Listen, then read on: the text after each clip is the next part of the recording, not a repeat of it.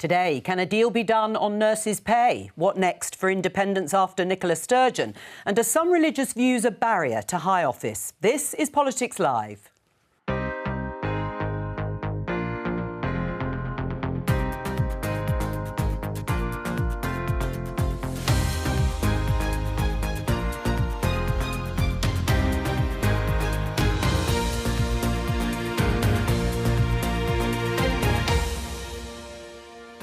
Joining me today, the Conservative MP, Danny Kruger, Scottish National Party MP, Alison Fewlis, Keir Starmer's former Director of Communications, Ben Nunn, and Kate Ferguson from The Sun on Sunday. Today, the Nurses' Union suspends next week's strike action for intensive talks with the government. Can a deal be done? I am announcing my intention to step down as First Minister and leader of my party. What does Nicola Sturgeon's departure mean for the road to independence? I am a practising Christian. Marriage is between a man and a woman. Are religious views an obstacle to high political office? Sweep away the dogma. Tough on crime, tough on the causes of crime. Keir Starmer brings back a new Labour slogan. Is channeling Tony Blair the right political strategy? And we'll bring you Prime Minister's questions at noon.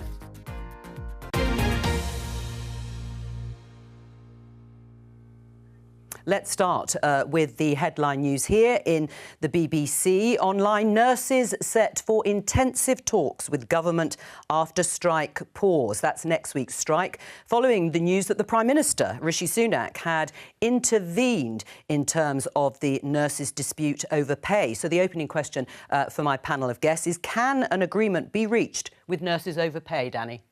Well, I think it needs to be. There is enormous sympathy across the country and in the government for nurses. They've done such a heroic job for so long, and particularly in recent years.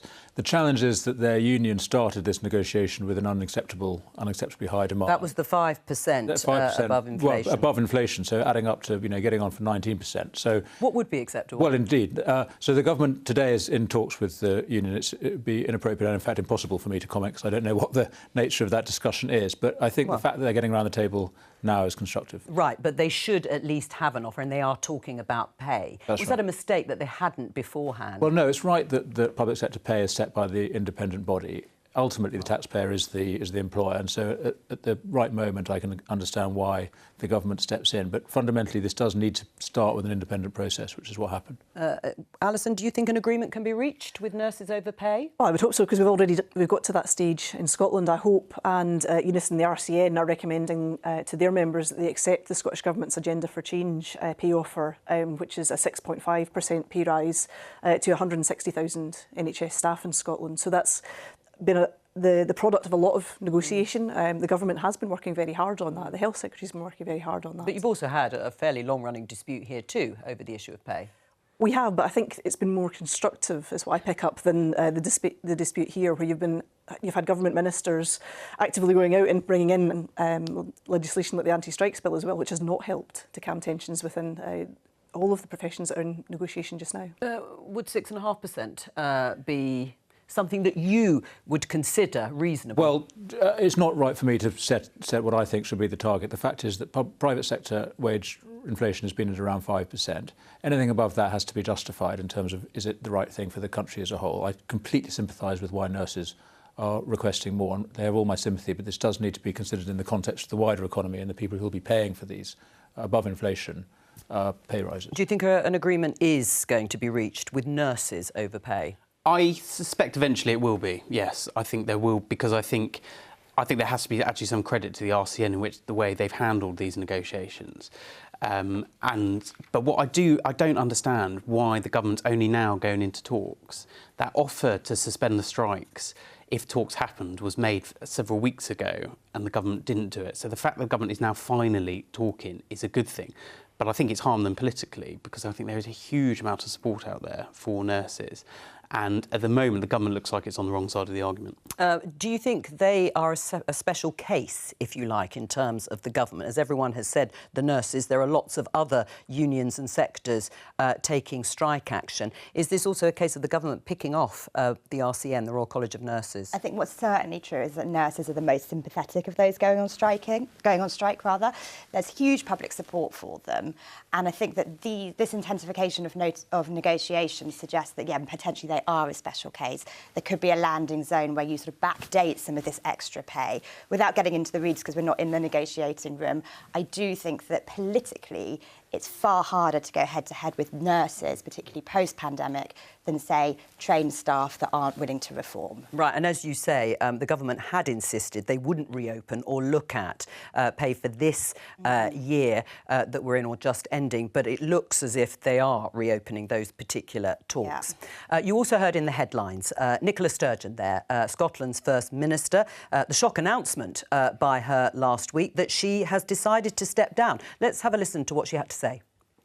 I am firmly of the view that there is now majority support for independence in Scotland.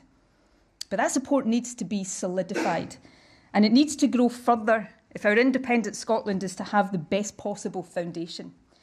To achieve that, we must reach across the divide in Scottish politics. And my judgment now is that a new leader will be better able to do this. Someone about whom the mind of almost everyone in the country is not already made up, for better or worse. What did you do when you first heard that news? I mean, I practically fell off my chair. I mean, I was already on the floor hearing the news. I was absolutely devastated at her stepping down. She's been an exceptionally strong First Minister in Scotland. And I hope that she is right and that movement will come on, because the movement is much bigger than just one person. That's always been the case. Right. You say it's bigger than one person. I mean, do you think she found herself at a dead end when it came to your core mission, her core mission, which is to have an independent Scotland and that second independence referendum? She just couldn't do it. I don't believe so, no. I think if you listen to the entirety of your speech and if you look back over the past 8 years, there have been a number of pressures that have been on her, very intense pressures, not just the pressures of being First Minister, which is a huge job, but you've had the COVID pandemic and you've had everything else. In addition to that, she's been subject to constant scrutiny, constant abuse on social media, and that's a lot to bear. You know, to do that for 8 years, every single day, getting up and doing that job. I don't know anybody who could do that in the way that she has done over that time through the pandemic and everything else. Right. She's been incredible, and she's done a huge amount for our cause in that time. And I think, as she reflected, we're now at 50% pretty much consistently in the polls for independence. Right, but it's pretty divided, and it has been. She'd just reached the end of the road, hadn't she, on independence? She just wasn't going to get there. That's why she quit. I don't believe so, no. I don't believe so. I think had she wanted to continue, she would have certainly had my support, the support of the party to do so, because she is an exceptional leader. She has taken Scotland to the world as well, and it was quite interesting. I found some of the reflections and the comments were coming from international commentators and political leaders from around the world on her stepping down. Well, if she's so exceptional, and there was Alex Salmond obviously before her, and they couldn't get another referendum, who on earth can? Well, I very much hope that whoever the party chooses as the next leader will be able to achieve that. Because if you think about where independence was when Alex Salmond first took over, when Nicola Sturgeon took his place after the 2014 referendum, it has been an up and up and up over that time. Well, we're in a very different position now than we were 8 years ago or 16 years ago. Yes, but it's true. You're in a different position because certainly it became very much a core centre of politics in general in the UK. But actually, in terms of support, it is still split. Scotland has been split since then. And in fact, her latest suggestion was to make the next general election a de facto referendum on independence. Do you support that? I think that's a perfectly reasonable position to take in the absence of the UK government recognising the democratic right of the Scottish people to choose their own future. Because we have now had 8 elections that Nicola Sturgeon has won over this piece. All of those have elected SNP to various levels of government. And the UK government has refused to acknowledge that democratic right. So if the expression of Scotland's future is not able to be put in a referendum, as we ideally would like to have, we have to think about what other routes are available to us. And that is the first available route would be the next Westminster election. I mean, it is true. It's just because you've been blocking it continually. Well, the fact is that there is not a consistent majority for independence in Scotland. The support seems to have reached a natural ceiling now. There was a definitive, once-in-a-generation referendum only 7 years ago. We can't keep on having referendums every time the SNP... 9 years ago. Every time the SNP requests it. And the fact is, I mean, I think Alison's right. Independence is bigger than one individual, but it does look like Nicola Sturgeon was exhausted, totally understandably, by the demands of the role, but also by the unescapable fact that the SNP has not been able to convince sufficient majority of the Scottish people how independence will actually work. And it has now reached its natural ceiling. And I think we need to concentrate on delivering for the people of Scotland, which the SNP government consistently fails to do because of their obsession with constitutional change. Alison? I mean, that's demonstrably not true. I mean, we've got a nursing dispute continuing here, the nursing dispute almost at the point of being resolved in Scotland. We are getting on with that job. We also have the best paid NHS staff in all 4 NHSs in the United Kingdom as well. So we are getting on with that day job. And if you want to talk about constitutional wrangling, the Tories have a bit of a cheek given the mess of Brexit and all that has happened as a result of that. Well, that was the result of a referendum that we actually won. So that's when constitutional change. We won that in Scotland. 62% of people in Scotland voted to stay in the EU. It was a UK vote. I mean, in terms of Labour, were you cheering when Nicola Sturgeon announced that she was stepping down, since Labour hasn't actually managed, or Keir Starmer hasn't managed to make any inroads in terms of electoral support in Scotland thus far? I wasn't cheering. I disagree with nearly everything Nicola Sturgeon stands for, and I think her record in government has not been good, and I think her project of independence is flawed. However, she's an incredible politician, and I think she is one of the most impressive politicians in this country since Tony Blair, actually. I mean, she carries herself incredibly well. She grabs onto the public mood very, very well, and I think she is a loss to the SNP and the Yes movement. Her departure is a loss for the SNP and the Yes movement. And a huge gain for Labour, potentially? A huge opportunity. Anyone who says it's a gift, anyone who says it's all priced in is wrong. It's a huge opportunity. That's how it should be treated. Because as you were saying, you know, Labour has struggled in Scotland since the referendum, since 2015. There is now space for Scottish Labour to say, look, we are credible in England and Wales. You know, there is a chance of a Labour government, a Labour majority government for the first time in more than a decade. Give us a chance. And that is a more compelling message than Labour's been able to put out there in a number of years. Yeah, I mean, what do you say, Alison? I mean, this is a headline in The Guardian. Keir Starmer tells SNP voters Labour will shift power from London. It is, to some extent, a gift to Labour, isn't it? I mean, Labour Party have been saying this kind of stuff about shifting power forever. And I don't believe that will actually happen, because that has not been what Labour have been about. You've also got Labour sort of misreading the mood of the public in Scotland as well. You've got Anna Sarwar saying Labour candidates cannot support independence. Well, lots of Labour supporters do support independence. And by denying Labour voters that option to vote for Scotland's future, they're basically writing off those votes, and they will not be able to attract those votes. And the reality of it is also that if you, even at the last election, if Labour had won every single seat in Scotland, it still wouldn't have been enough to form a government. What you have with the SNP is the opportunity to have strong representation and a strong Scottish voice in Westminster, and that cannot be guaranteed by the Labour Party. I think, firstly, what Anas is trying to do, and he's right to do this, he's basically saying, look, it's not about... Most people anywhere in the country, whether you're in Scotland, Wales, you know, or England, your first priority isn't constitutional reform. It is, how good's my NHS? How good are my schools? How safe are my streets? And I think Anas is rightly trying to say, look, those are the issues that matter most to me, because they matter most to people in Scotland. On the point about, you know, if Labour had won every seat in Scotland, it still wouldn't form a majority.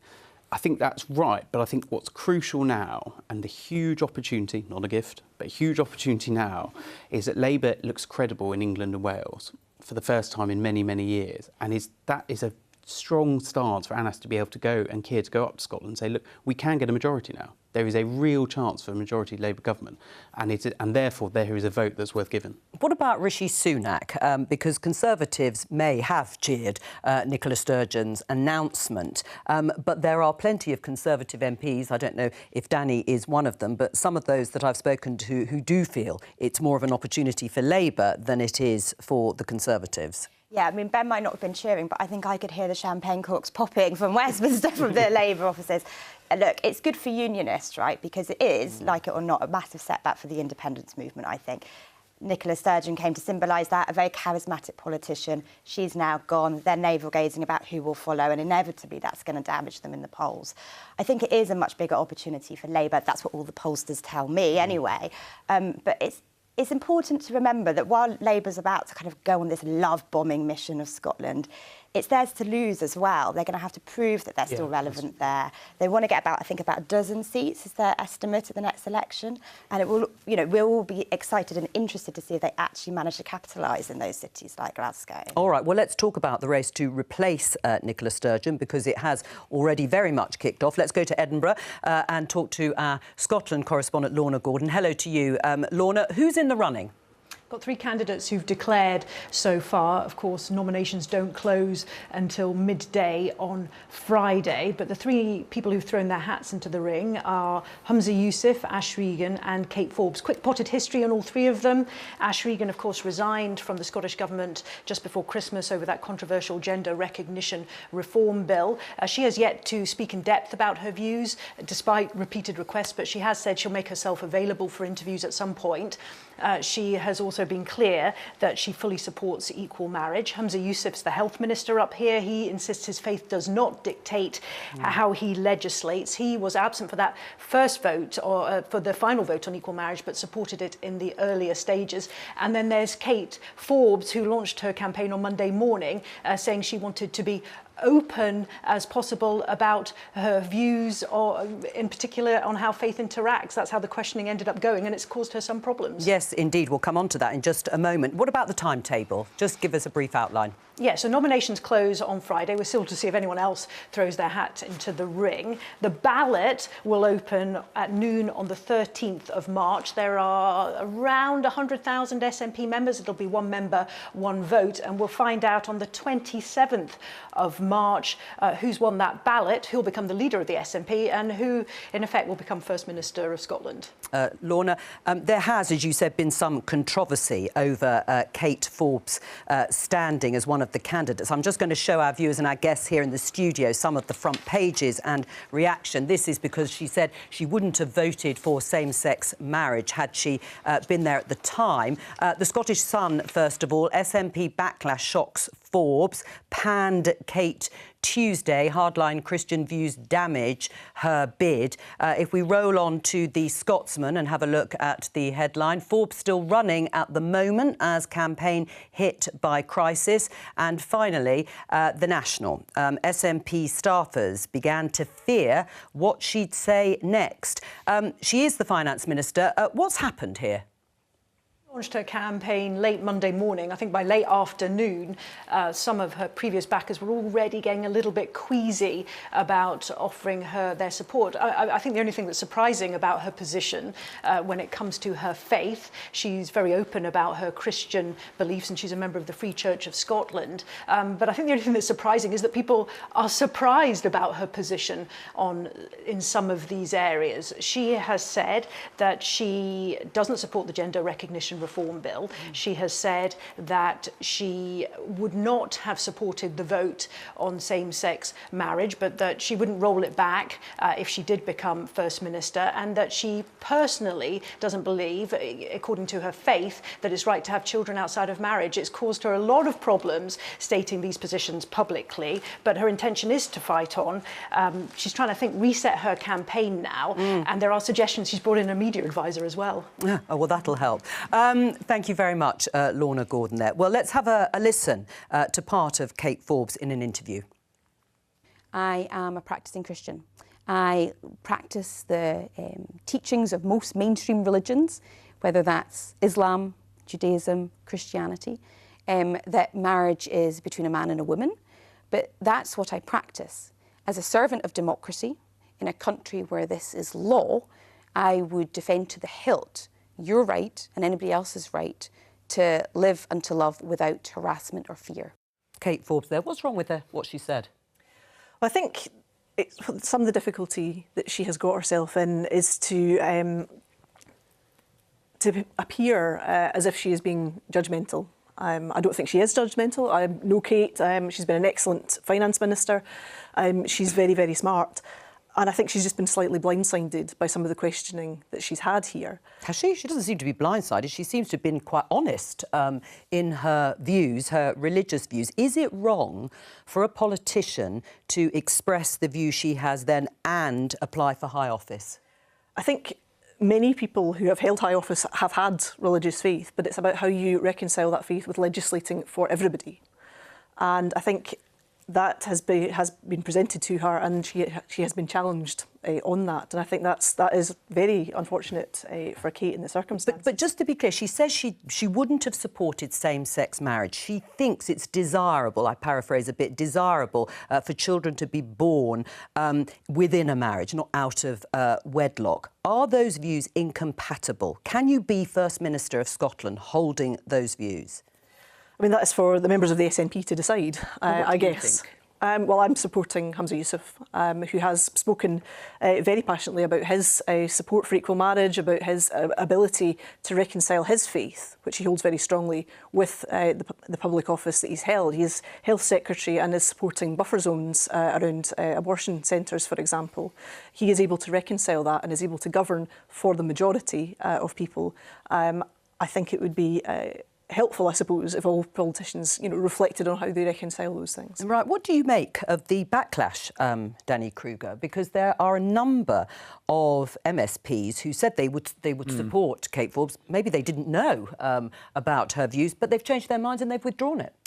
Well, I have great sympathy and respect for Kate Forbes, and just watching that clip now, I was struck by her clarity and her honesty, and we're always asked as politicians to give straight answers to straight questions, and she did that. And I think your line of questioning, Jo, is absolutely right just now. The fact is, it should be permissible in a liberal democracy to hold political office while also adhering to one of the great traditional faiths of this country. And I regret the fact that so many politicians are leaping to judgment. Alison suggests that she looks judgmental. I suggest it's politicians who are criticising her who are being judgmental now.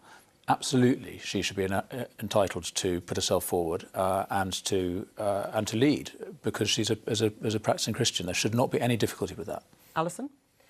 As I say, I'm very much a believer in separating out church and state, and I think as First Minister, as leader of a party that is as diverse as the SNP is, you should be able to govern for everybody. Right. I mean, she said, I would defend to the hilt to live and to love without harassment or fear. But is there an issue of trust, Danny Kruger, on issues that are often of conscience, but is there a problem for constituents and voters in Scotland who may fear that there could at some point in the future be any eroding of rights that have been passed? Well, I think, if they don't want to vote for her because she's a Christian, then that's their absolute right. But no, I mean, the fact is, she said what her position is on gay marriage in particular. There's no suggestion that people are going to try and undo that particular law. It should be possible in a liberal democracy to have people represented from all the great faiths of the world. And I do regret it. I think we are on a very intolerant track now if we suggest that somehow her religious faith invalidates her as a politician. I mean, is there room, Alison, in the SNP for someone holding Kate Forbes' views?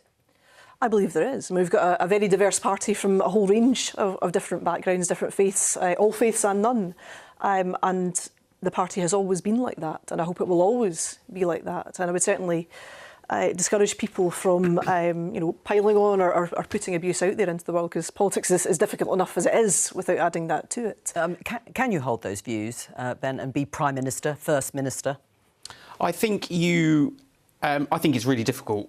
So, firstly, I would hate that we get to a position where we're saying people of religious faith shouldn't be in our politics, and said you shouldn't run for our office. I think, as Danny said and Alison said, I think it's a terrible road for us to go down. The problem Kate Forbes has got is that it's not about her religious views, it's about the fact some of the decisions she said she would take on policy. It is the fact she said, I would vote against gay marriage. And that is more of a problem for her, because that is out of touch with where probably the vast majority of people are, and out of touch with an issue many people thought was settled in this country. So it shouldn't be about her faith. And I think if we do start going down the road of saying people of religious faith... To be fair to her, she is saying that it's settled. She's saying she wouldn't try and undo it. She's talking about what she might have done 12 years ago. So her public position is she supports the law as it is. She's got no intention of changing anything. So I think she answered a straight question. She did. And I think we should honour that and not read into her all sorts of dark threats. She's clearly a straight-talking, honest person. I have no idea if she's the right candidate to lead the SNP, but I think that the row over this is very, very dangerous and unfair. I mean, I didn't say I agree. I didn't say she wasn't answering a straight question. The problem is when she's asked, would you have voted for it in the past, she says no. And that does open up questions about, OK, well, what would you do in the future on other issues? That is the challenge she's got, because she has said that her faith would impact her voting decisions. That's the challenge that's opened up. You know, and she should be allowed to... But everybody's faith impacts their voting decisions. The idea that people sort of somehow leave their values behind, atheists as well, and they'd make a decision based on some other set of values, of course, it's nonsense. Everybody's faith impacts their decision, including all of us. So, but isn't that a problem? Isn't that a potential problem? Because she's sort of being asked to leave them at the door, but shouldn't people be guided by them if that's what they believe in? Well, as I say, we all bring our values to work, whatever our metaphysical views are, and we bring those into our judgment. What I think is appropriate is that she's absolutely clarified her support for the existing framework of law, and I think it's quite right that voters should want to know about that. How would you have voted on same-sex marriage? Well, it's a good question. I mean, I wasn't an MP then. I mean, I'm like Kate, as you might be able to detect. I'm an Orthodox Christian as well, and I adhere to the teachings of my church on these questions. So I was uncomfortable with that law when it went through, but like her, I have no intention of trying to undo it. And as Ben says, the public is absolutely in favour of it, and I think it's right that as democratic politicians we respect the will of the majority on these settled questions. Uncomfortable, but would you have voted against it? Well, as I say, I mean, I can't say definitively how I would have voted in a debate that was held 10 years ago. But, you know, as I say, I'm an Orthodox Christian, and I hold to the traditional teachings of my church. And do those beliefs guide you then in the way you have just set out on other parts of policy? Well, Jo, as I'm saying, every single one of us, politicians or not, brings our values into these questions. And I think it's very wrong, and if I may challenge you, it is very wrong to suggest that people who have a metaphysical belief in God, religion, are somehow inappropriate, should not be bringing those beliefs into their... Well, I'm not. These are very much things that have been brought up by SNP members and a member of the Scottish Parliament. I mean, one of them, Richard Lochhead, has said, I mean, he was supporting Miss Forbes and then he withdrew his support. He wrote on Twitter, "We can't have a party leader who'd voted against same-sex marriage." Is he right? But I think if you look at the kind of progress that Scotland has made in LGBT rights over many, many years, that has been hard-won battles for that community. And I think sending out a message that you're not 100% behind that community becomes problematic. Kate? I mean, she has the freedom, obviously you have freedom of religious thought in this country and expression. And just like you have the freedom to express those beliefs, the SNP have the freedom to reject her, as it feels like they are doing, just like the voters have the freedom to reject her, as I imagine they probably would. And the reason I think that is because I think political leaders who want to be leaders of major political parties, indeed First Ministers, Prime Ministers, probably do have to be in sync with the cultural and social mores of the people they represent. And, you know, like it or not, she doesn't feel very in sync with that. I think my peers would be pretty concerned about somebody who's against gay marriage, against abortion, against children out of wedlock. That feels very old-fashioned. And yes, she's not talking about unpicking this legislation now. That would be kind of totally balmy, to be honest. But of course, as you quite rightly say, it shapes your legislation going forward, doesn't it? And I think that is the concern here. Right. I mean, when it comes to views in general, remember Alistair Campbell famously said something similar to, and this is Tony Blair's former head of communications, "We don't do God." Why do you think? I mean, it's still as prescient today, is it then? I think it touches... I think the argument for that touches on exactly what Kate has just said, which is the most successful political leaders are those that are seen to be in sync with the public mood. And the problem Kate has got Kate Forbes, not Kate Ferguson. We won't talk about you. The problem Kate Forbes has got is she's now seen as being out of step with the public mood. That is why those arguments are made. Yeah, what do you think of that? Yeah, I'm afraid so. I mean, you know, people who hold to Christian values are out of step with the public mood. I mean, they always have been. That's what being a Christian involves. But, you know, yes, it used to be true that the kind of official culture of the country used to be more Christian. But, you know, that's democratic life. I don't accept, by the way, and I do recognise Kate's point, she's right, you know, political leaders have to be in sync. I'm not sure it's necessarily the case that the public would you know, despise the suggestion that we need stronger families, that it's good for children to be brought up in stable homes, it's good for couples to stay together, and that it's appropriate for the government to try and reinforce couple stability and family stability. You know, the fact is that government does interfere with family life through its tax system, through the benefit system. So I think it's appropriate to think, are we helping or not? But what we can't do, and what we must never do as politicians, is to be judgmental of other people. That is not our job. It's not our job as an individual, not my job as a Christian to judge anybody else. But it is appropriate for the government to think, what kind of society are we helping to make through our decisions here? And I think a government who decides to try and strengthen families and support children to grow up well is quite appropriate. Alison, would you like to see Kate Forbes stay in this race? I mean, she says she will, and that's a decision entirely up to her. But there's certainly a lot of pressure on her now as a result of the comments that she has made. So whether or not she does, I don't know. But we've only got until Friday, so we'll see what happens. Yes, not long to wait. Let's have a look at this headline in The Sun. In your paper, tough on crime. You'll remember that slogan, tough on the causes of crime. Labour will introduce new look ASBO's antisocial behaviour orders to crack down on louts inflicting misery on their communities. It's your story. Tell us about it. Yes, so this is a new announcement by Labour. It was the culmination of Crime Week, their big blitz of policy announcements telling you how they're going to crack down on crime. This is Keir Starmer totally being heir to Blair, right? Straight out of the playbook. In fact, he's borrowed one of Blair's most famous policies, ASBO's. He wants to bring back ASBO's. He's going to call them respect orders. They're going to be even tougher than the old ASBO's, apparently. So these are targeted at adults who repeatedly are guilty of antisocial behaviour. And if you breached one of these new respect orders, you could be taken to court and thrown into jail. What do you make of it? It's absolutely right area Labour needs to be on. New Labour, new ASBO's. I think it's totally right. But on the kind of tough on crime, on that as a slogan, it was more than a slogan. It was an important argument. The argument Blair was making then, and absolutely right now, is if you invest in prevention, you can therefore reduce crime in the longer run. So it's a sustained argument, and I think that's why it's sustained the length of time. Is there a problem with channelling Tony Blair as much as Keir Starmer is doing with this particular policy? No. There is more of a problem which Labour has done over the last 10 years, which is criticise Labour in power. The Labour Party, certainly in recent years, not since Keir, but in years before that, used to spend much of the time talking about how all the things Labour did when it was in power which were wrong, and basically saying to the public, don't forget we're not very good. That was a totally ridiculous approach.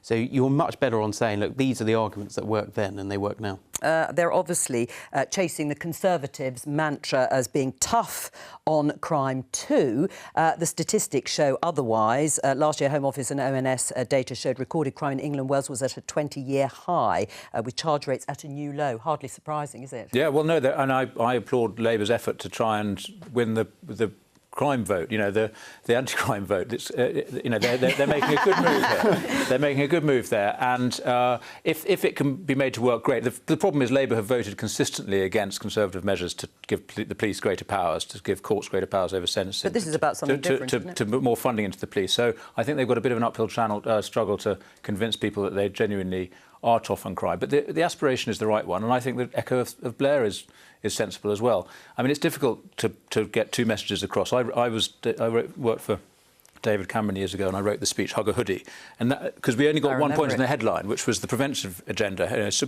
helping young kids to get on the right road. We also had a very strong tough on crime message in that speech, but nobody reported it. So you've got to decide which you want, and I think it's right that Labour are deciding they want to have the tough on crime message. As I say, the fact is they're not living up to it and they're voting at the moment. But that sounds like an admission of failure by Conservative governments then. How's that? Well, because, as you said, it's laudable what Labour is doing, and it's the right strategy. Does that they have to correct a chronic brand problem that they have, that they've, for years, have been seen to be on the side of the criminal. Rather than and as I say, in recent years, opposing one measure after another that Conservative governments have brought forward to crack down on criminals. Right. Do you think people won't trust you because of the legislation that's been passed or trying to be passed by a Conservative government? I don't think we need to worry about trusting me. I think it's more the Labour Party. I mean the Labour Party. No, I don't. Not least because in Keir, you've got a former Director of Public Prosecution. In Yvette, you've got someone who's very well respected on the Home brief. I think you've got a very strong team at the top who I think can win over the public on this. Frankly, when you're in opposition, if you're getting distracted by what your opponents are saying about you, you're losing the argument. Make your own argument, and you can convince people better. I mean, your constituency, Glasgow Central, Alison, has some of the highest crime rates in the UK. ASBOs are still in place, I think, in Scotland. Quite certain that's true, but some of the highest, or one of the highest crime rates. I mean, they don't seem to be working there, do they?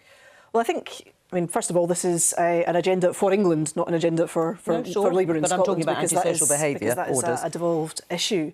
And in Scotland, we've got a very good track record of using things like violence reduction units to look at the issues that are drawing young people into crime, to try and prevent that within communities and to come up with community solutions that try and prevent that rather than being tough on crime and locking people up, because prisons are already at bursting point. Locking more people up will not resolve this problem. You need to have a more preventative approach, some of which Danny acknowledged in what he was saying in the speech he was involved in. But that preventative approach is far more important, and you need to prevent reoffending as well for those people that do end up within the criminal justice system. So broadly, you would support what's being introduced here then by Labour? Well, I'm not sure of the whole detail of what their policies will be on this. As I say, it's a devolved issue for Scotland. But I think locking people up and being tough on people is not necessarily the best or most effective way out of this, because it became ASBOs, I believe, became a bit of a badge of honour for young people involved in crime rather than trying to deter them. So there needs to be a lot of careful thought as to how this is done most effectively to reduce crime levels. I mean, do you think the low-level crime issue is going to be extremely important at the election? Yes, I think it's huge. You can see it creeping up the polls as an issue. Crime, law and order, and specifically antisocial behaviour. It inflicts misery on neighbours who live in those communities. It's often repeat offenders. Often cops don't know what they can do with them. And interestingly, I should say that Rishi Sunak's expected to unveil his big antisocial behaviour crackdown in the next few weeks. So I think you're going to see both leaders going toe-to-toe on this. So I think you'll see sort of political unity almost on needing to get tougher, and then it's for the voter really to decide which one they believe. Right, and that would be the right strategy too. Well, it's good to be having this is a proper subject of politics. We genuinely have a problem with antisocial behaviour. The police funding has now increased significantly. They do have the powers. What we need to ensure is that they do their job and rid our streets and our town squares of this sort of behaviour. Well, let's welcome viewers from the BBC News Channel. You're watching Politics Live. It's under 10 minutes until Prime Minister's questions with the Prime Minister, Rishi Sunak, and the Leader of the Opposition, Keir Starmer. And while we're on the subject of politics, and of course they face each other across the dispatch box, one of the things Nicola Sturgeon said in her speech when she announced she was stepping down, she spoke about the brutality of politics. She thought it got worse. Do you agree with that? Yeah, it has got worse. It's got immeasurably worse. And people seem to be prepared to say all kinds of things to you, not just online now, but in person as well, by email, all those kinds of things. And I think that does make it incredibly difficult for women, particularly in politics, because any abuse that a politician gets, for women, there's an extra layer of misogyny on top of that. For marginalised communities, for people of colour, there is a layer of racism on top of that as well. And it's very, very toxic. Have you noticed that too, Danny? Forgive me, I can't remember how many years. Well, I've only been in Parliament since 2019. Yes. And I would just echo Alison's point. She actually kindly asked me before we came on if I get much abuse. And I do, but it's standardised, Tory scum kind of, rubbish. Whereas she's absolutely right, particularly women, colleagues of ours, get such an absolutely unacceptable level of abuse online and I'm afraid to say in person. So something is going wrong. Social media is driving it. Our divisive politics has made it worse. And we need to be absolutely clear that it's unacceptable to berate public figures personally in the way that happens. I mean, that said, we all need to put up with a fair degree of criticism, but I do think the personalised abuse that people get, and I have every sympathy, and I can well imagine Nicola Sturgeon just had enough of it. Right, and you think that did contribute? I think there's a whole range of different things that contributed to her decision, but that certainly, undoubtedly, is one of them. What do you think? Is it getting worse?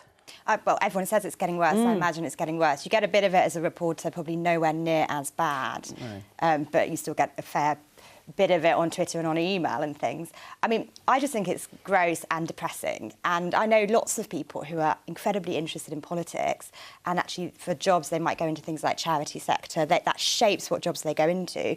But they would balk at the idea of going into Parliament, running to be an MP, and Parliament is getting poorer for it. It's gross. I don't know how you solve it. It's a shame. I mean, let's have a look at this. Keir Starmer in the Daily Telegraph revealing his loathing of Boris Johnson. I'm not saying this is the same thing, but were you surprised when he revealed that in the podcast he gave recently? No. No, I saw that loathing firsthand. I mean, Keir had a huge amount of respect for Theresa May. And I think you'd say the same about Rishi Sunak. But Keir and Boris were very different characters, so I wasn't surprised one bit. You worked for Boris Johnson at one stage. Do you think Boris Johnson loathed Keir Starmer? No, he's not a hater. And he's not a hater. He attracts a lot of hate, but no, I don't think he personally despises anybody. And actually, I think that's part of his appeal. People genuinely saw him as a generous-spirited character. He had all sorts of flaws, no doubt. But no, he I don't think was filled with hate. He invited it, that's for sure. And it was a pretty depressing sight, the amount of vitriol that he got from MPs who absolutely despise him on a personal level, and I think that was a shame. Right. I mean, is loathing the wrong word then? And bearing in mind we're talking about the sort of treatment of each other in the sort of political sphere. No, I don't think it is. I don't think it is. But I do agree with everything that's just been said about the politics. It has got more toxic. It is far worse for female politicians and female journalists, to be honest. And this is not a call for sympathy, but even when I was an advisor, I got abuse online and messages of hate. And it is really tough. It's really brutal. It is putting people off. I have no idea how you would stop it. I'd probably start by shutting Twitter down, but I'm not sure I'd get away with that. Well, that's one way of doing it, but as you say, you'd be shut out of all the discourse. Now, Rishi Sunak, Keir Starmer went to say that he phoned me the day he became Prime Minister and gave me his personal number, and we said we would work together on things like Ukraine. Do you think that's unusual or heartening, Kate? Yes, well, I guess quite heartening, friendship across the barricades. I guess Ukraine's a special point, right? Keir wants to make a big deal about being pro-NATO, pro-Ukraine, willing to work whenever. And I think Rishi Sunak probably wants the allies where he can get them. So that's a nice thing. And Ukraine really stands totally apart from partisan politics here, doesn't it? As both leaders have made very clear. Well, yes. I mean, just quickly on the loathing point, I think it is regrettable. I think they should be allowed to use tough language about each other and be critical. But people can stand up to that. But I think that's OK. But I just would emphasise, and Kate's made the point, these politicians talk all the time. Alice and I sat next to each other for some time on a Treasury Select Committee. And you managed it fine. And we managed it fine. And actually, on a personal level, Gordon Brown and David Cameron used to talk. We are all human beings. We inhabit the same institution in Parliament, and actually the human relationships are pretty good. And we're all actually, for all the abuse that's going on out there, I think we're quite protected by the walls of Westminster, and actually people treat each other, I think, pretty well inside Parliament. Right, well, talking of human relationships, within the Conservative Party over the Northern Ireland Protocol and a deal that Rishi Sunak, the Prime Minister, is hoping to announce at some point this week, if not today, prevented by wings of the Conservative Party and the Democratic Unionist Party, if all the reports are to be believed.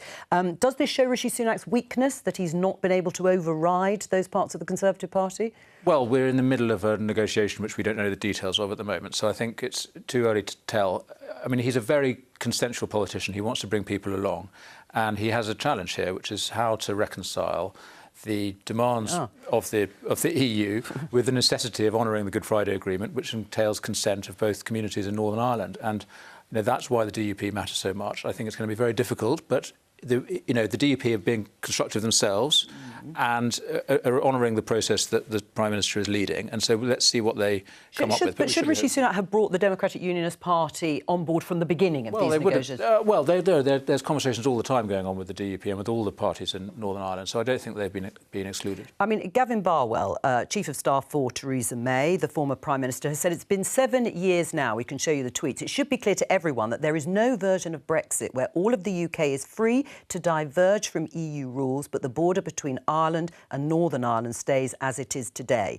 He goes on to say you either accept a border between Ireland and Northern Ireland, or you have special arrangements for Northern Ireland, or you have a soft Brexit. Which is it, Danny? Well, I mean, one day Gavin Barwell will have to accept that the Theresa May deal didn't work, but the deal was achieved by Boris Johnson, which who Gavin loathes, and we're now in a new world, which the Northern Ireland Protocol is a sort of residue of that deal. It was always understood at the time that it was a temporary arrangement. Well, it has so to be I keep resolved. hearing this about it being temporary. I mean, I hadn't heard it actually at the time. No, it was a protocol. It's not even part of the... When your colleague Theresa Villiers was sitting here yesterday, I don't remember that being a particularly salient point when it was all signed up to. Absolutely, it was a temporary arrangement. That's in black and white. It's always supposed to only be there for a period, and the opportunity now is before us with a genuinely goodwill, as I believe, in the EU, and a constructive attitude from the British government, and a willingness on the part of the parties in Northern Ireland to try and resolve this problem, which always was going to have to be resolved. Right, not a big problem then. How dangerous is this for Rishi Sunak? How big a moment? Right, I think it is quite dangerous. So Rishi obviously thinks he's got this new deal that is a massive improvement on the Northern Ireland Protocol, and now he's trying to sell that to the DUP. If he can sell it to the DUP, every Tory MP pretty much will follow. So that's the key thing. And he wants to obviously bring back power sharing in Northern Ireland. Yes. But the danger for Rishi is that you rake over old wounds, you thrust Brexit and all those divisions back into the limelight, and you actually don't get the DUP signed up, don't bring back power sharing, and you're just sort of taking on a row that you don't need to. And it will all come down to whether or not he succeeds, I think. Cabinet resignations over this? Well, there's always at least one Cabinet Minister on resignation watch, isn't there? At least... I won't name names. At least one. Which would Keir Starmer go for in terms of the choices laid out there by Gavin Barwell? I think it's a difficult one to answer, to be honest. Yes. Nor because I think this is incredibly complex, incredibly difficult. I think Keir's done the right thing saying, look, if Rishi can get a deal... Not saying very much about it. No, I don't think that's right. I mean, I think what Keir's done the last couple of days by saying, look, if Rishi can get a deal with the EU... He'll support it. He'll back it. So I actually think that is a sign. And that's before he knows what the deal might be. No, but I think it's a principal point because... I think you can stop there because we've got Prime Minister's questions. Prime Minister. Mr. Speaker, I'm delighted that we are joined today by a delegation from Kyiv. This coming Friday, there will be a national moment of reflection, which will give us the opportunity to pay tribute to the courage of the Ukrainian people and demonstrate our solidarity with Ukraine. Mr. Speaker, this morning I had meetings with ministerial colleagues and others. In addition to my duties in this House, I shall have further such meetings later today. Andrew Wester. Thank you, Mr. Speaker, and can I associate myself with the Prime Minister's comments with regard to the bravery of the Ukrainian people. Labour have asked his government on 3 occasions to commit to a police response to every domestic abuse call. To date, no answer has been forthcoming. Could the Prime Minister provide a response today? Prime Minister. Well, Mr. Speaker, just this week we announced new measures to tackle violence against women and girls. This is the government that introduced the landmark Domestic Abuse Act that's rolling out specialist advisors for those who suffer and putting more funding to support victims. We will continue to do everything we can to make sure that women and girls are safe everywhere in our country. Andrew Sulu. The warm welcome given to Ukrainian refugees by so many is extremely heartwarming. Does the Prime Minister understand, though, how upset my constituents are to have bookings for weddings and other special family events cancelled when the Home Office took over a much-loved hotel? And will he redouble his efforts to put an end to this practice? Prime Minister. Well, my honourable friends, constituents, and indeed the whole country can be proud of the welcome that they have given to people from Ukraine over the last year.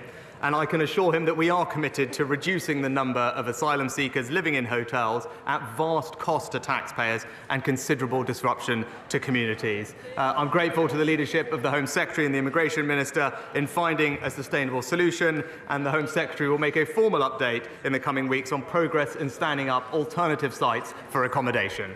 We now come to the Leader of the Opposition, Keir Starmer.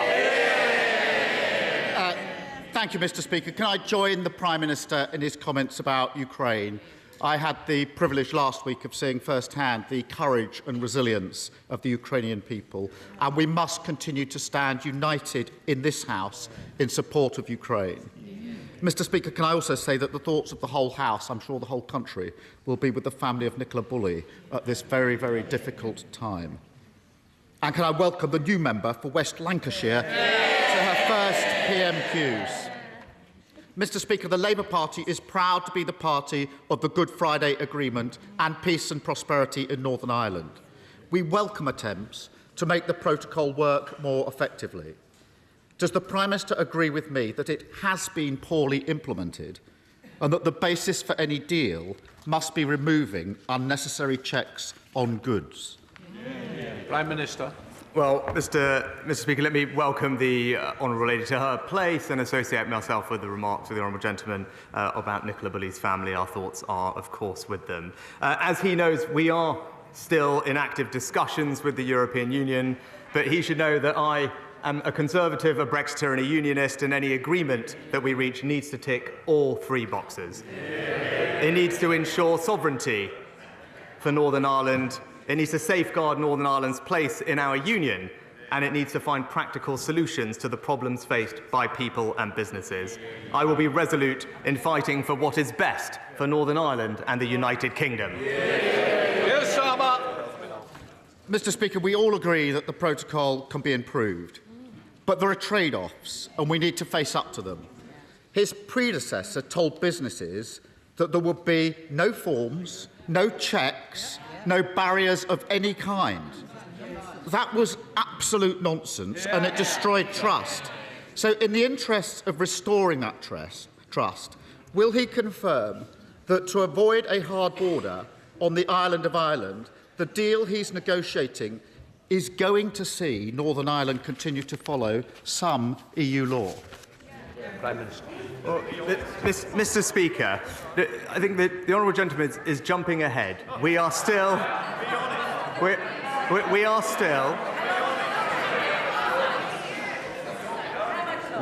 in intensive discussions with the European Union to ensure that we can find agreement that meets the test that I set, and that is sovereignty for Northern Ireland.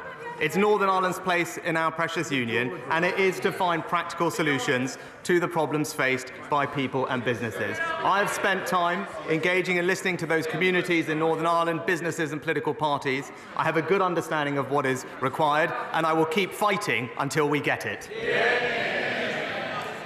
Mr. Speaker, the Prime Minister is biting his tongue, but at some point the irreconcilables on his benches are going to twig and they're going to come after him.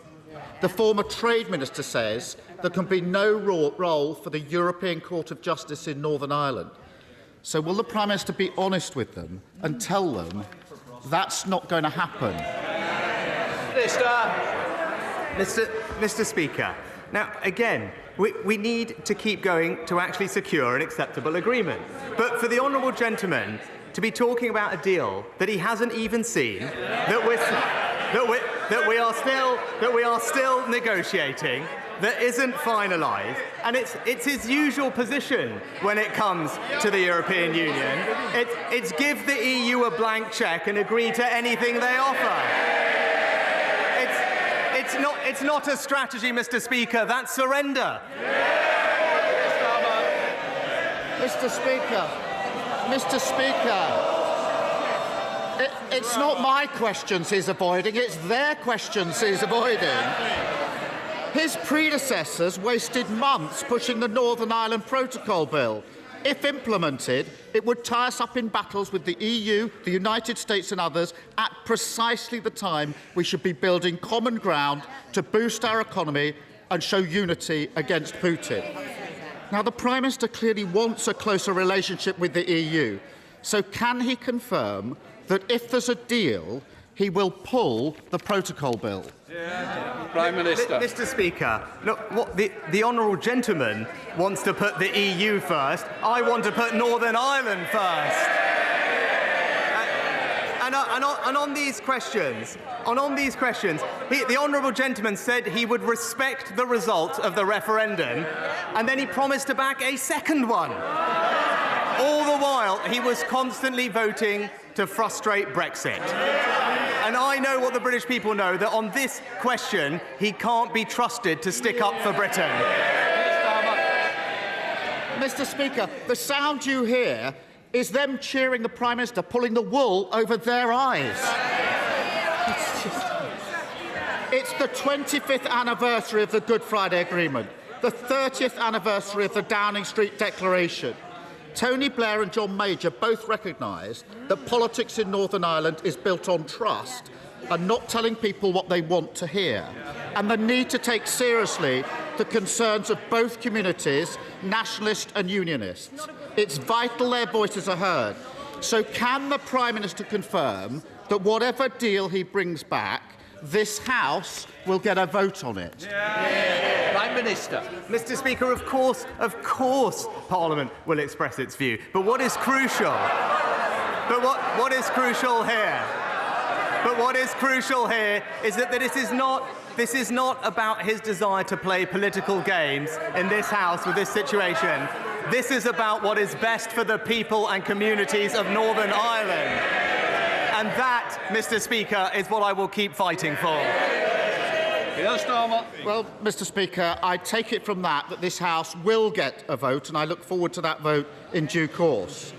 Because everyone knows the basis of this deal has been agreed for weeks. But it's the same old story. The country has to wait while he plucks up the courage to take on the malcontents, the reckless, the wreckers on his own benches. But I'm here to tell him he doesn't need to worry about that, because we will put country before party and ensure that Labour votes to get it through. He should accept our offer, ignore the howls of indignation from those on his side who will never take yes for an answer. Why doesn't he just get on with it? Mr. Speaker, what I am doing is talking and listening to the people of Northern Ireland. That is the right thing to do. It's to make sure that we can respond and resolve to the concerns of the unionist communities and businesses in Northern Ireland, and that is what I will keep doing. But, Mr. Speaker, we know, when the Honourable Gentleman talks about his plans, we have heard that tomorrow he's going to announce 5 missions. But we already know what they are. It's uncontrolled immigration, it's reckless spending, it's higher debt, and it's softer sentences. And for the fifth pledge, Mr. Speaker, we all know it's that he reserves the right to change his mind on the other 4.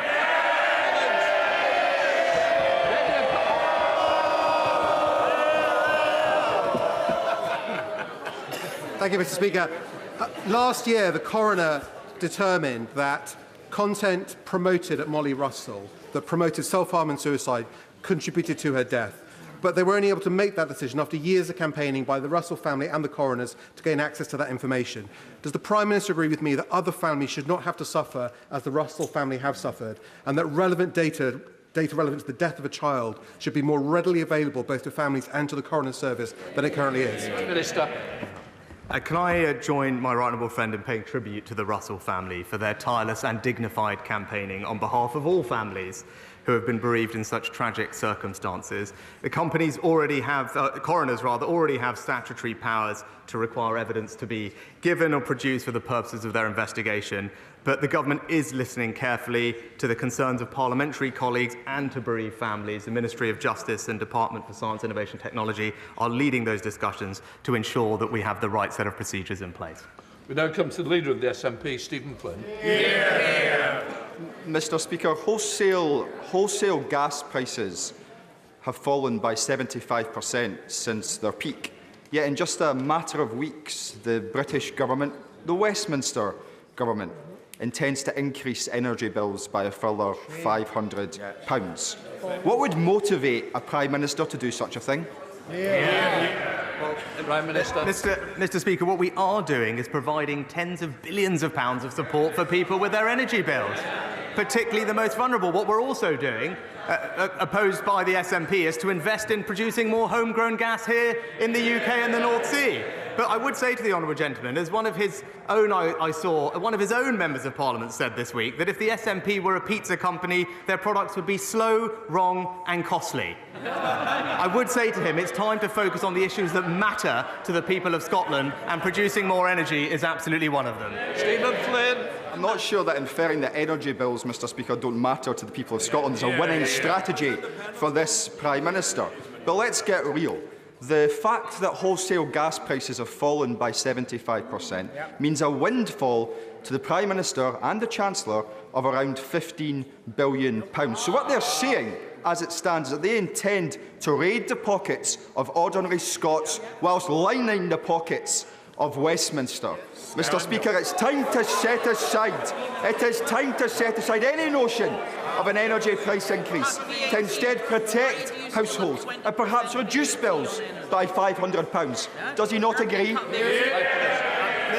Mr. Speaker, we're saving households across the United Kingdom, including in Scotland, £900 with their energy bills as a result of our energy bills guarantee. And in the coming years, we will spend £12 billion protecting particularly the most vulnerable families, pensioners across the United Kingdom. But the best way to reduce people's bills is to halve inflation, as we have promised to do, and it is to produce more homegrown energy here in the United Kingdom. That's something that this government supports. Maybe he could confirm whether the SNP supports that. Jerome Mayor. Mr. Speaker, the Prime Minister was well aware of the dogged campaign of the Honourable Member for North West Norfolk for a rebuild of the Queen Elizabeth Hospital in King's Lynn. It's a hospital constructed from failing aerated concrete, where ceilings are now supported by more than 3,000 wooden and metal props.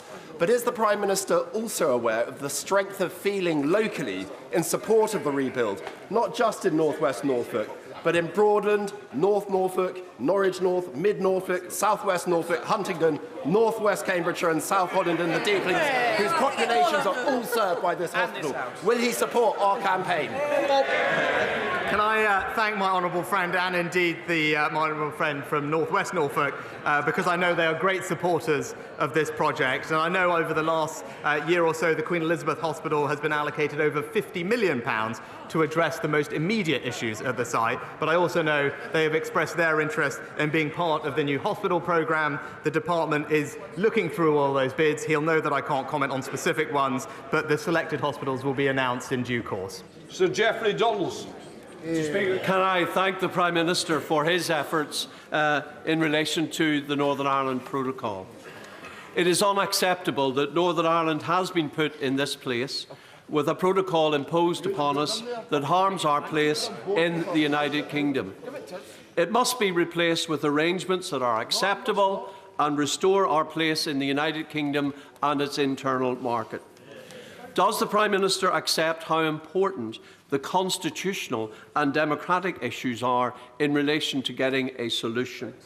And will he agree with me that it is unacceptable that EU laws are imposed on Northern Ireland with no democratic scrutiny or consent?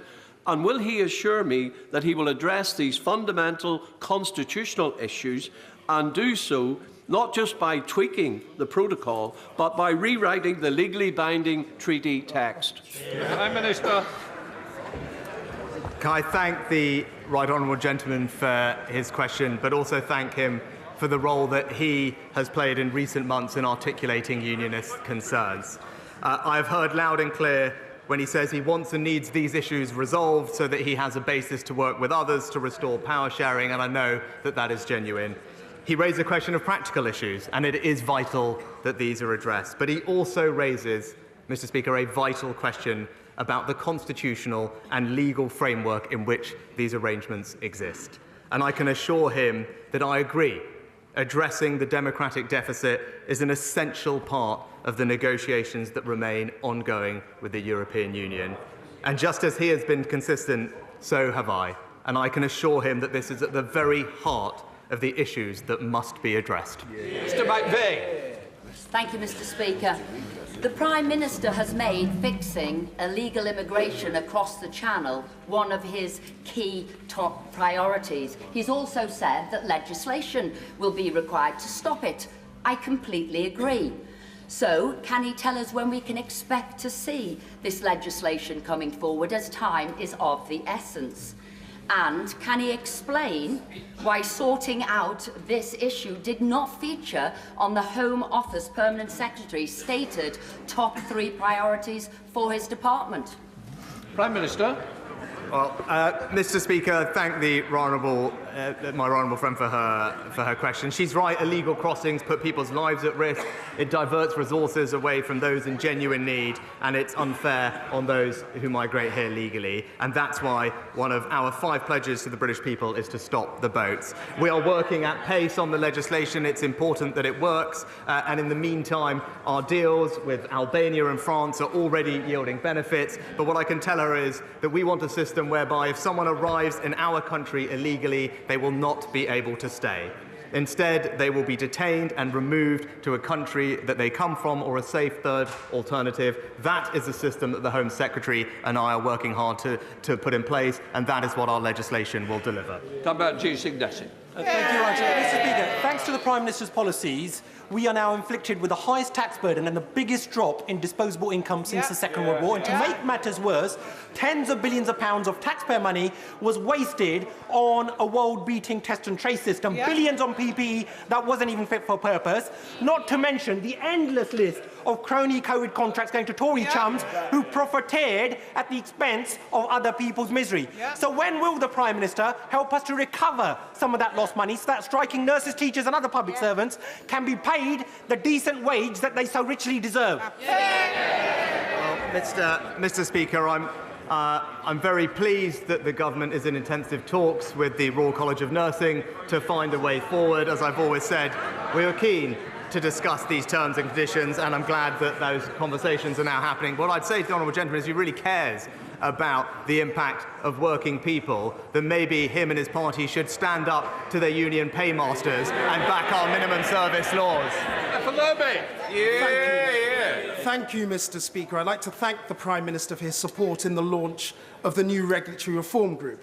Would the Prime Minister commit to working with our group in 2 specific areas? The first, to improve the accountability and responsiveness of our regulators to both stakeholders and to Parliament, and secondly, to improve the economic potential in key growing areas of the economy, such as financial services, artificial intelligence and advanced manufacturing. Prime Minister. Well, my honourable friend makes an excellent point, and he's right about the importance of getting our regulatory framework right to drive growth and prosperity. That's why my honourable friend, the Chancellor, has set out an extensive review of retained EU law in 5 key growth areas, including life sciences, green industries and digital technology. But also, the Government Chief Scientific Advisor is leading work to consider how the UK can better regulate emerging technologies, enabling their rapid and safe introduction. And David. It was a pleasure to meet the delegation from Kyiv before questions and to confirm that across this House we are united in our support for Ukraine and its brave heroes. Mr. Speaker, the Conservative manifesto promised 40 new hospitals. After 3 years, most of these hospitals haven't even got planning permission yet. And communities feel betrayed and taken for granted. As ITV showed yesterday, St Helier Hospital in South London is literally crumbling, but there's still no plan to save it. Hinchingbrook Hospital in Cambridgeshire has sewage leaking into its wards and a roof that could collapse at any moment. Does the Prime Minister agree that these are conditions no patients, doctors or nurses should have to put up with? Can he tell the House... Prime Minister, just before we do, please don't take advantage of the order paid for others, please. Prime Minister. Mr. Speaker, I'm proud that we're investing record sums into the NHS under this government, also record sums in NHS Capital, not just going on upgrading almost 100 hospitals, developing 40 large-scale developments, as the Honourable Gentleman knows, but also investing in more scanners, more ambulances across the board so we can deliver vital care to people. And I'm very pleased that the most recent statistics on urgent emergency care show considerable improvement from the challenges we faced over December, and we now are on a clear path to getting people the treatment they need in the time that they need it. Theo Clark. I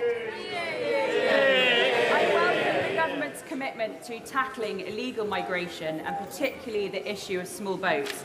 But can I ask my right honourable friend if he will reconsider the government's proposal to relocate approximately 500 single male asylum seekers to Beaconside in Stafford? And can I ask him to meet with me urgently to discuss this, given the huge amount of objections I've received from constituents on this issue? Prime Minister. Well, firstly, Mr. Speaker, can I welcome my honourable friend back to her place?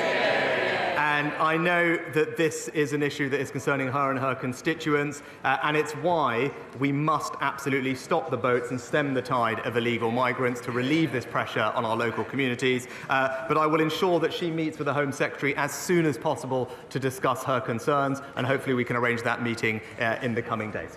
John McNulty. Thank you, Mr. Speaker. This month, the Scottish Child Payment marks its 2-year anniversary. In a cost of living crisis, this policy has been a lifeline to hundreds of thousands of people in Scotland. Therefore, will the Prime Minister follow the leadership of the Scottish Government and introduce an equivalent child payment? Prime Minister.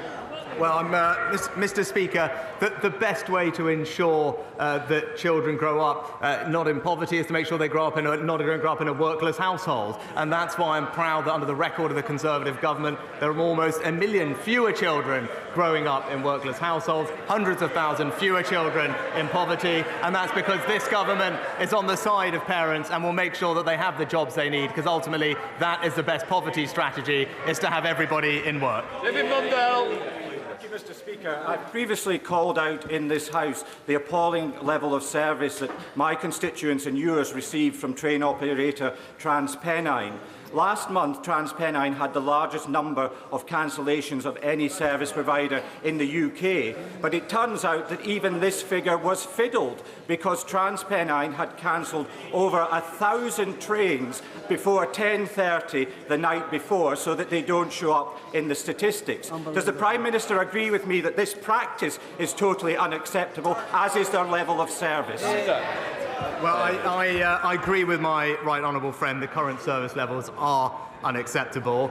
The Rail North Partnership, which is managing the contract, is working with the company on an improvement plan. My honourable friend, the Rail Minister, is having weekly meetings with Rail North Partnership to monitor its progress. And whilst the TransPennine contract expires in May, and we are working on a new contract, if ministers conclude that the operator cannot be turned around, then other decisions may have to be made. Richard Ford.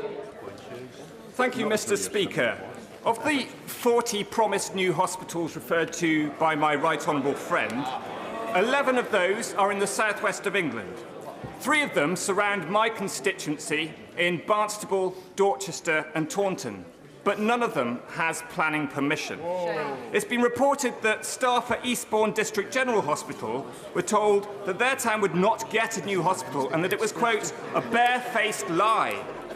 Given that the Prime Minister claims his mandate rests on a manifesto that promised 40 new hospitals, when will we see them? Well, Mr. Speaker, the government is committed to building 40 new hospitals as part of the new hospital programme. In the southwest, 8 out of the 11 schemes do have full outline planning permission approved, and the remaining 3 schemes, due to when they are due to be delivered, would not be expected to have planning permission at this stage, and we're working with the Trust to go through that process. So everything is on track, and we will bring those hospitals to the people in the southwest. Stevenson. million sent to Wolverhampton to trial the new Better Health app, which will support Wolfrunians make better choices about their diet and fitness. Will he welcome this and also celebrate our grassroots sports clubs in Wolverhampton, especially Wentzfield Aces Cycle Speedway Club, who celebrated their Diamond Jubilee last year? Prime Minister.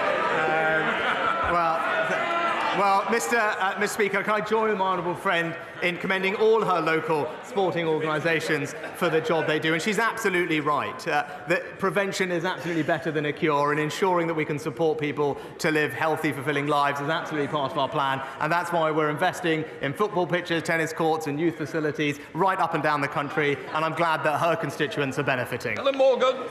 Thank you, Mr. Speaker. The government hasn't only broken its promises on new hospitals, it's also broken its pledge of 6,000 more doctors, with the number of qualified GPs having actually fallen. GPs in Shropshire are seeing 400 more patients each than they were in 2016, which is one of the biggest rises in the country.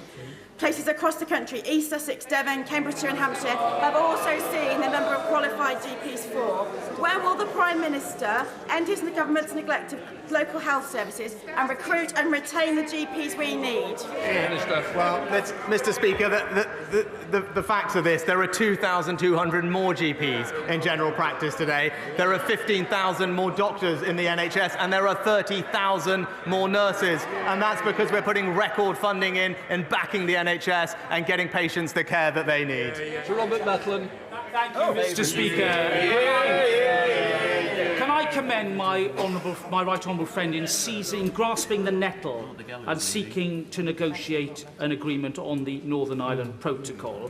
Does he share my frustration with the expressed views of people who are commenting upon a deal that has yet to be reached? And does he agree with me that the best way to reduce or even end the jurisdiction of the CJEU is through treaty change itself and not through domestic legislation in this Parliament? Prime Minister. Well, Mr. Speaker, my right honourable friend is absolutely right.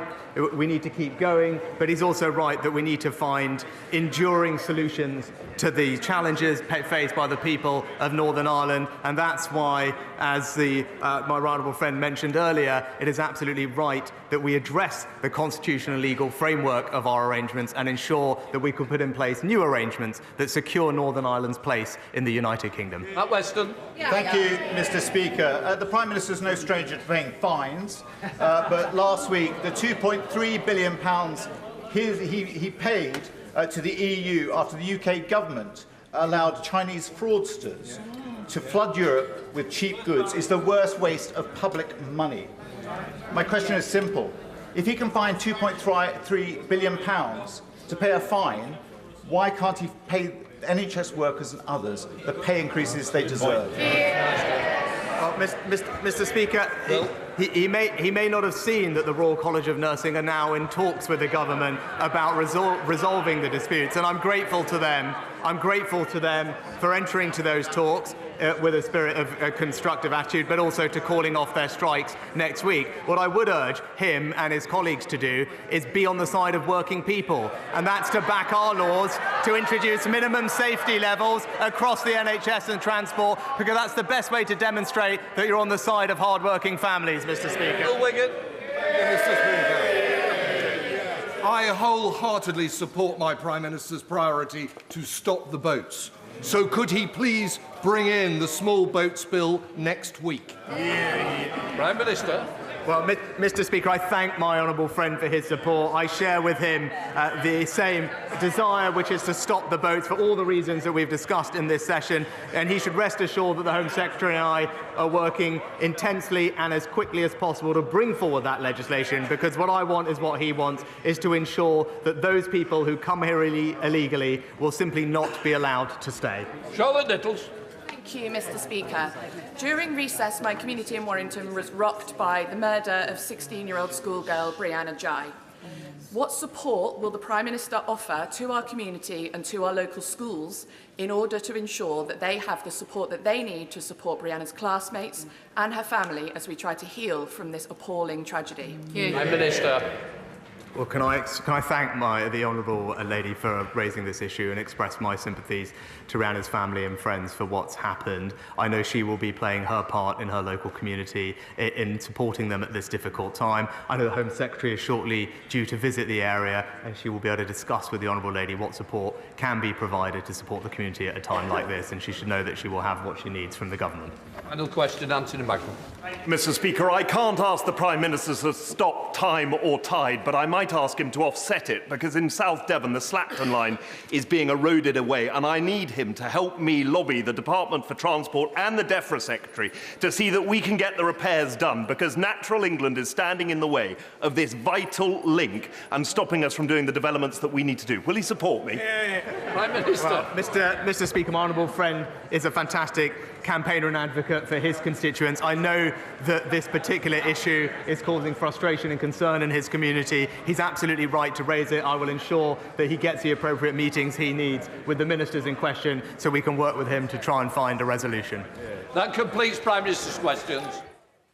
That brings us to the end of this week's session of Prime Minister's Questions. As always, we have new guests on Politics Live. Let me introduce them to you. Maria Caulfield for the Government, a Health Minister, Stephen Kinnock for Labour, Shadow Immigration, and my colleague Nick Eardley, the BBC's Chief Political Correspondent. Welcome to all of you.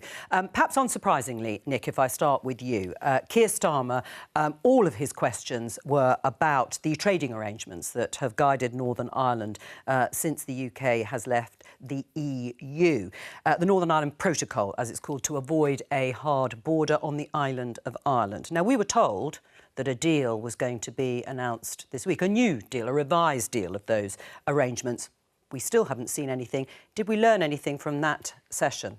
I'm not sure we learnt much from the exchanges with Keir Starmer. I think the Prime Minister was doing everything he could not to give away any specifics, but that exchange with the DUP leader, Jeffrey Donaldson, was particularly interesting because Rishi Sunak talked about that idea of addressing some of the democratic accountability that the DUP have talked a lot about, which hints that Rishi Sunak is hoping to, when he finally comes up with this deal, tell us something about how Stormont would have a role in this process. It's hard to see at the moment how it would meet that demand that the DUP have, that laws the Northern Ireland has to follow are not set by the EU, because that terrible phrase, dynamic alignment, means that they will be. I'd almost forgotten about that phrase.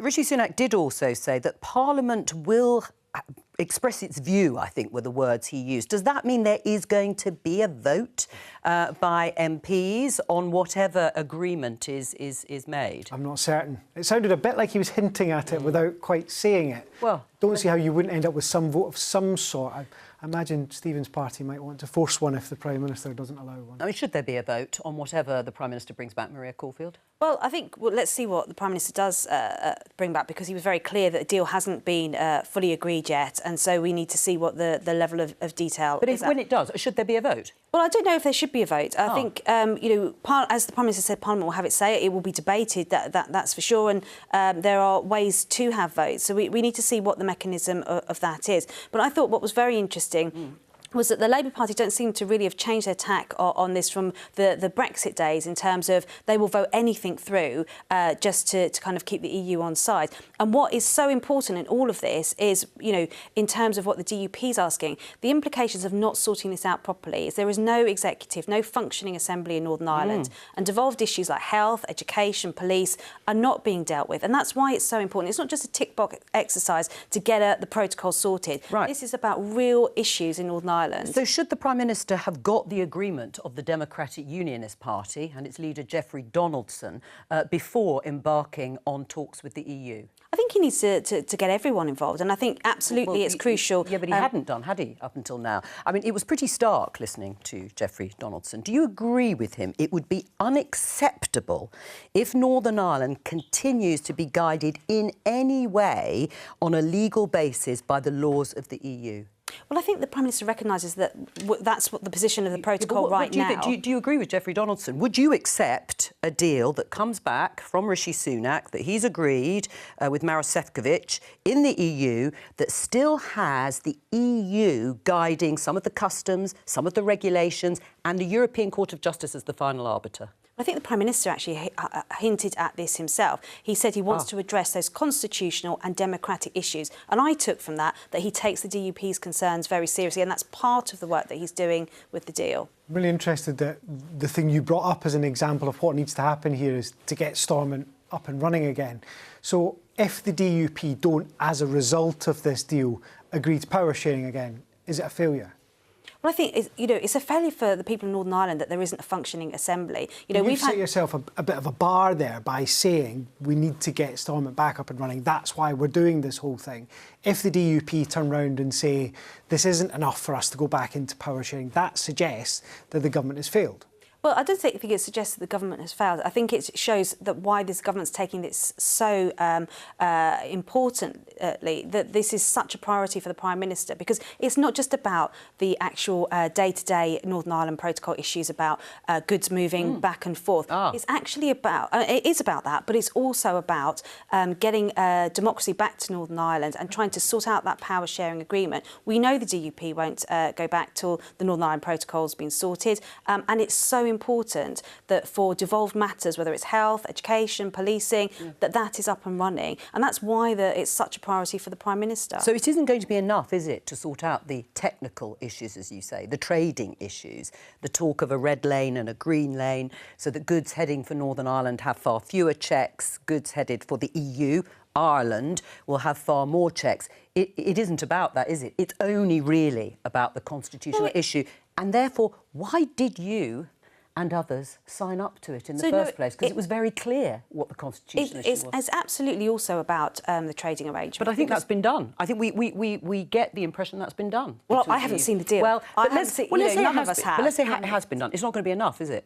Well, I think that's why the Prime Minister hasn't announced a deal. He is still in negotiations. Be very clear about that. He wants the absolute best deal for Northern Ireland. And it's, what I found understanding from Keir Starmer was that he would accept anything. Just, get it out of the way. It doesn't matter the implications. It doesn't matter whether it actually helps Northern Ireland. Just get a deal through. Well, you're shaking your head. That is what Keir Starmer has said. The Labour Party's just given a blank cheque. He's just said it again today. Don't worry. If you haven't got the support of perhaps Maria Caulfield and others within your own party and behind you on the benches, but we'll be there. Of course, a deal comes forward, we look at that deal, but if the deal has been done between the European Union and the UK government and the parties in Northern Ireland support it, then we have to assume but what if the Democratic we would support. But if the Democratic Unionist Party says no, we don't support it because we've still got laws being guided, maybe to a lesser extent, by the EU, would you support it? Well, we have to have a compromise in all of this. This is a situation which is messy. The inevitable implications of Brexit is that it has an impact on the borders, either down the Irish Sea or the land border. The number one priority is to protect the Good Friday Agreement. That is why Keir Starmer has so passionately put forward the case for compromise, because that's the only way any of us are going to get out of this. The reality is there is a Brexit purist cult on the backbenches of the Conservative Party, and they are trying to block this deal because the Prime Minister is also so weak. I mean, what a stark illustration of just how weak he is. Keir Starmer is saying, let's put country before party. Let's put the national interest ahead of trying to play all of these party politics, trying to keep these people happy. You, as he said, never take yes for an answer, and that's why Labour is offering the Prime Minister our support to get this deal over the line. Well, how is it putting country before party when you would agree any deal that wouldn't resolve the issues in Northern Ireland? But it's the deal the Prime Minister brings. We're not agreeing any deal. The only deal that we'll get a vote on is the Prime Minister's deal. Keir Starmer has just said he will vote for anything. He said, bring it on. What's the delay? He wants the Prime Minister just to accept anything. The Prime Minister's really focused that whatever we do to the Northern Ireland Protocol... Are you not going to support the Prime Minister's deal, then? Well, absolutely. But Keir Starmer said at the dispatch box just now to the Prime Minister, order. Bring anything back. It doesn't matter what it's there. Bring a proposal, and we vote on the proposal the Prime Minister It brings. has to be the right It's proposal. It's an utterly absurd It has to be the right. If you bring a deal to Parliament, if the Prime Minister brings a deal to Parliament. No, this is what Sir Keir Starmer's suggesting. Bring any deal to Parliament. Doesn't matter what it's in it. He's saying to the Prime Minister, bring a deal to Parliament. If that doesn't bring the DUP back to power sharing in Northern Ireland, that does not benefit the people in Northern Ireland. That's why the Prime Minister is taking the time and the effort to bring everyone together. Whose deal would we be voting on in Parliament? Would it be the Prime Minister's deal? Well, absolutely, but that's why he's taking the time to do that. That's what Labour is saying, is we will look at the Prime You've Minister's just said, deal. Bring any deal back. It doesn't matter what's in it. We're not in government. The Prime Minister is doing the negotiations with the DUP and everybody else, making a hash of it. But hopefully at some point he will bring a deal forward and we are ready to vote on that deal. Whatever's in it? We're not. No, we will vote on what the Prime Minister brings forward. Well, let me just get back to this, the deal as it comes back. Are you saying that the Prime Minister could come back with a deal that doesn't necessarily meet all the tests set by the Democratic Unionist Party and wouldn't lead to a restoration of Stormont? No, I think the Prime Minister has been very clear this afternoon. So he has to do that? He's been very clear that he wants to bring everyone together and he's going to take the time and space to get to do that. Right. OK, but there would have to be a compromise somewhere. So are you saying that you wouldn't have a border down the Irish Sea? There has to be, according to the EU, some sort of external border. And in order to bring the Democratic Unionist Party back into power sharing in Stormont, would you have a border between Northern Ireland and the island of Ireland? Well, I think those sorts of issues... I mean, I haven't been involved in the negotiations, but from what Geoffrey Donaldson was saying, they're not the main issues that he's got in terms of the movement of goods. His main concern is about the European Court of Justice and being under EU rules. And that's, I think, where the negotiations are going at the moment. The movement of goods, I think, you know, as you said yourself, it sounds like that has been bottomed out, but there are still issues that need to be dealt with. How difficult is this for Rishi Sunak? I mean, how dangerous a moment is this in terms of rerunning or echoing those Brexit wars when Theresa May was Prime Minister? Well, look, I can't say with any certainty just how many Tory MPs would be prepared to rebel on this, but what I can say is speaking to senior Brexiteers, the ones who are really exercised by what we know is in the deal, are very, very adamant that they won't back it as it stands, and they think they have dozens of colleagues who are in a similar place. Again, I've not spoken to any ministers who are threatening to resign, but Brexiteers keep talking about there being ministers who are prepared to stand by their values on this. And in that sense, I think it's a real test of Rishi Sunak. If he tries to push this through without the DUP's backing, there will be a big rebellion in his own party. Just how big and just what exactly that means for him will depend on the size. Would it be a resignation issue for you? No, I don't. You know, there is no deal that we are. No. But could it be? Could it be if red lines are crossed for you? You were pretty staunchly in favour of Brexit. No, absolutely, but I think we have to recognise the protocol doesn't work now. It doesn't work for the people of Northern Ireland. There is a difference. Well, it doesn't work for the Democratic Unionist Party. It doesn't work. That GB is different to Northern Ireland, and I welcome that the Prime Minister is trying to sort that out. So for me, you know, there will be an improvement, and so I welcome that move that he sees the priority. He sees the consequences of the protocol not working. All right. He wants to sort that out. Another very big issue that has been ongoing for the past few months is the issue of strikes and the issue of pay for various sectors. Nick, now we had the news yesterday, somewhat surprisingly actually, the nurses had announced they were going to pause their strike action next week because the government, with the intervention of Rishi Sunak, has agreed to intervene and intensive talks. Is there going to be a deal? Not sure. Again, I think there's much more of an opportunity for one, certainly when it comes to nurses, because the government is prepared now, after weeks and weeks and weeks of saying it wouldn't, to look again at the 2022-2023 pay deal, the thing the unions have always asked. I think there's still a ceiling on what they'd be prepared to offer, which is probably about 5%, because that's the point at which the Treasury reckons it would make inflation more problematic, although that's contested. The one thing that I think is on the table in the talks that are happening this morning, Maria, maybe you can confirm it for us, is the idea of backdating next year's pay deal by a few months to compensate for those cost of living pressures. So I'm not going to comment on the negotiations because they are, the Secretary of State is heavily involved with the RCN now, and I think we need to give them the space and time to do that. But I really welcome that the RCN, I think Pat Cullen has acted really responsibly in calling off the strikes to get back round the table and try and sort it out. It's what she's done in Scotland in terms of calling off the strikes there. Yeah, well, that's because they've offered something in the region of 6.5%. I mean, the point is, why the change of heart by the government? Well, it's not a change of heart. The door has been open on pay, and we've... on this year's pay, yeah. but or next year's pay, I should say. But the nurses were very insistent it should look at the year to date, last year's pay settlement. Why the change of heart by the government? Well, the change of heart is that we want, we have been clear that pay is on the table and we want to discuss that, and we want to end the strikes because it's in no one's interest for strikes to be ongoing, particularly for patients. And I think it's welcome that there is, serious negotiations going on right now. Something you must welcome too. Better late than never. The big question is why it's dragged on for so long. It really feels like patients have been used as bargaining chips by the government.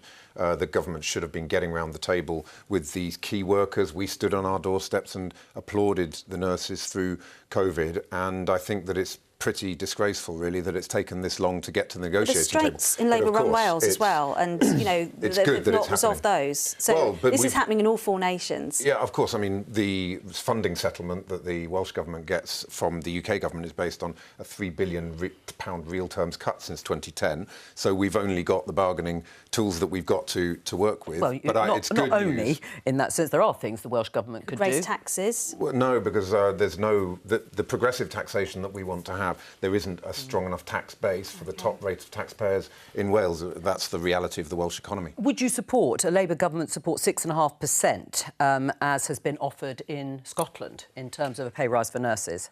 I'm not going to get into the details of the negotiations. What I simply say is there's a basic duty for government, which is to get around the table and work in partnership rather than this constant confrontational, stirring the pot, looking to stoke culture wars, which I think is what the government's tried to do with the strikes.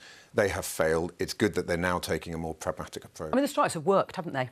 Maria, in the end, the government has finally seen sense and is saying we will talk about pay, not just this year, but last year. Well, I do think the strikes have worked. I think they've done a huge amount of damage to patients, and I think that's why... They've worked with the government, haven't they? Well, not necessarily. The negotiations are happening, but there's a range of strikes happening. We're not going to, for example, the BMA's demand of a 26%... That's for junior doctors. Junior doctors. That's not achievable or realistic. And what would be achievable and realistic? Well, junior doctors are in a different position in that they're not under the independent pay review body. They have a multi-year settlement, which is 8.4%. And lots of them are going to live in Australia. Which, the unions themselves signed up to.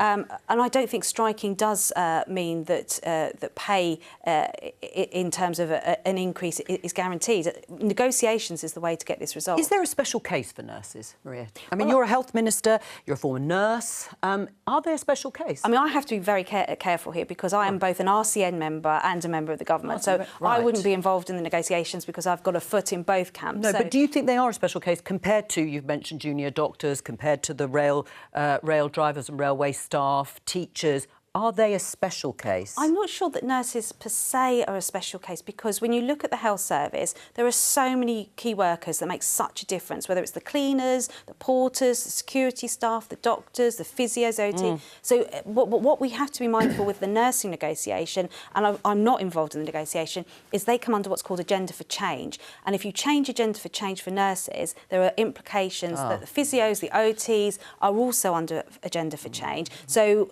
it wouldn't be necessary that nurses are a special case. That's the cost. Right. So if you put up nursing by 1% on agenda for change, that's agenda for change across the board. Are they a special case, nurses? You mentioned the pandemic, of course, and the key role they played, and the clapping for healthcare workers in general. Do you think they hold a special place in people's hearts and therefore should be treated differently on pay? Working people across our economy deserve fair pay and good terms Well, and everyone would conditions. agree with that. It's what fair pay economy. is. But do you think nurses are a special case? I think that working people right across the board deserve a fair deal. Of course, what we should be doing is scrapping non-dom tax status to generate £2.3 billion for the Exchequer, which would be used to recruit under Labour's policy tens of thousands more doctors and but just medical on that staff. Point, Stephen, that so 2 point... that is actually a choice. The non-dom money... Do you support non-doms or do you support nurses? It's a very simple question. Politics is about choices. But the non-dom money, Wes Streeting wants to renationalise GPs and buy out all partners and make them nationalised. That wouldn't even touch the surface of the non-dom money. So this nonsense that non-dom's money would pay for pay rises for healthcare workers, it's been spent about 10 times over. What I just said, it's for recruiting. One of the big problems is morale in the NHS. There's 150,000 vacancies, so nurses are under the cosh because of the abject failure of the government since 2010. But the 2.3 billion pounds, the 2.3 billion pounds is for recruiting more staff. That's what I've just said. How are you going to pay for the GPs taking them out of their business, their practices and nationalising them? Well, look, we need root and branch reform. We need root and branch reform across the NHS. How are you going to pay Wes has made it very clear. He said some very interesting things, I think, about making GP surgeries one-stop shops, but there's a fundamental issue around recruitment and retention, and if you choose nurses over non-doms, that's what's and non-doms. So you income. keep saying non-doms. We should say people not domiciled here for tax purposes, which you say would raise £2.3 billion. Yes.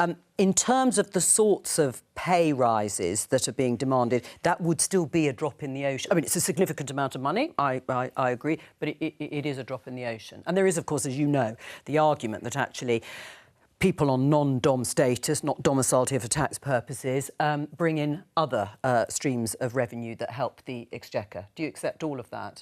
There's no evidence at all that abolishing non-dom tax status would lead to the exodus that others talk about. On the point about pay, we need a pay settlement which keeps pace with inflation. If you look at the way public sector workers have had their pay cut massively since 2010, we've got to do something to help those people to keep up with inflation and the cost of living.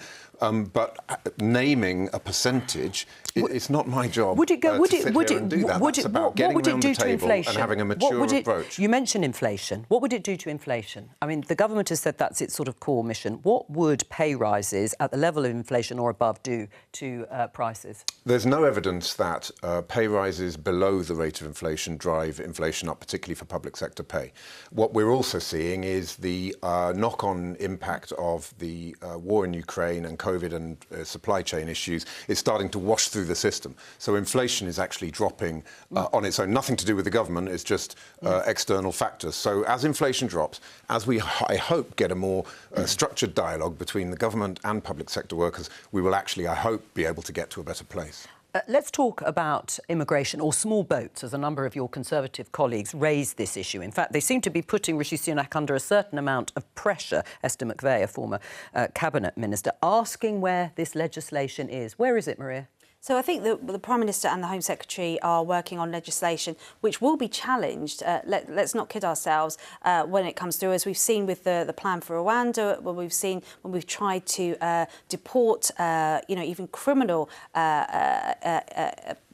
people who've been, in prison. We want to deport them afterwards. Every time there's a legal challenge to the work that's been done. So both the Prime Minister and the Home Secretary want to make sure that the legislation comes forward, works from day one, and that's why they're taking some time over. Unlike the Rwanda plan, which is if people arrive on a small boat, claiming asylum, they'll have their asylum applications processed in Rwanda. And how many people have gone? Well, that's because it's been challenged in the courts and opposed by the Labour Party. That's why we want to get this right. But there is an urgency about this. There's no doubt that MPs in their constituencies, when we've got hotels with illegal immigrants waiting to be processed, when we're seeing small boats arriving on our shores, of course MPs are concerned about that. They're hearing it from their constituents and they do want the government to take action. This is your brief, shadow immigration. Stephen, do you agree with Rishi Sunak that it's working, the deals with Albania? This is particularly with the government there about returning people as they see them as economic migrants rather than asylum seekers, and France? The Albania deal is something that actually was first struck by a Labour government back in the day, and it's good to see that that's finally being put back in place. I think the fundamental point here is that this new piece of legislation that they're all talking about isn't necessary. We had the Nationality and Borders Bill passed back in the summer, hundreds of pages of legislation, and now they're talking about bringing forward a new piece of legislation. So what would you do? It's a gimmick, and it's about chasing headlines rather than doing the nitty-gritty work. That means clearing the backlog, getting the right caseworkers and decision makers into... At least it's a plan, is what people will say. At least it's a plan to tackle something that seems to be a very big issue for many, many people.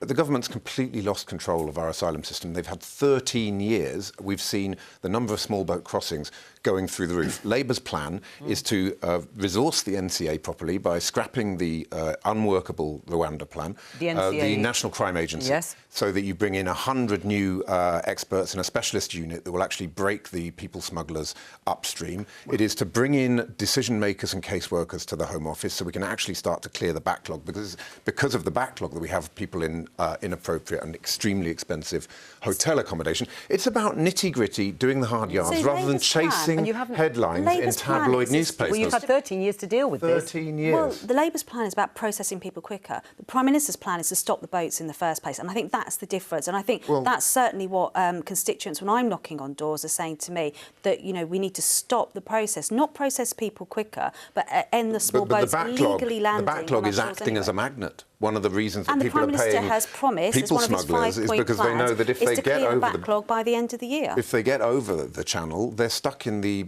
completely dysfunctional asylum system for, on average, 400 days.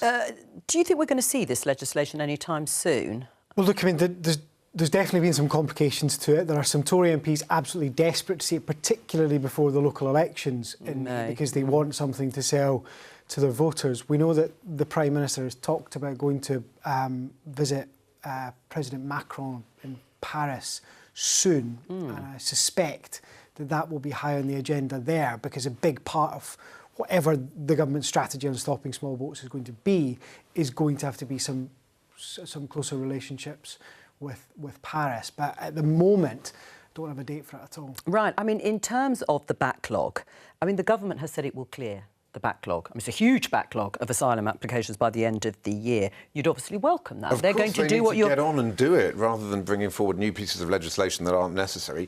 Implement, do the hard yards, do the nitty-gritty work, rather than chasing headlines. It's been a failure, hasn't it, really, by successive governments? Because the numbers just have gone up, despite promises to bring them down. The small boats still come. You've tried to, well, you have made it illegal for people to use that as a means. Where's the success? You know, I think the Prime Minister recognises that. That's why he's put it as one of his top 5 priorities, that we haven't dealt with it, but he's determined to fix that. Thank you very much to Maria Caulfield, Stephen Kinnock, and, of course, to Nick Eardley. That's all we have time for. I will be back with more Politics Live. You'll be delighted to hear tomorrow at 12:15 on BBC Two and on the iPlayer. Bye-bye.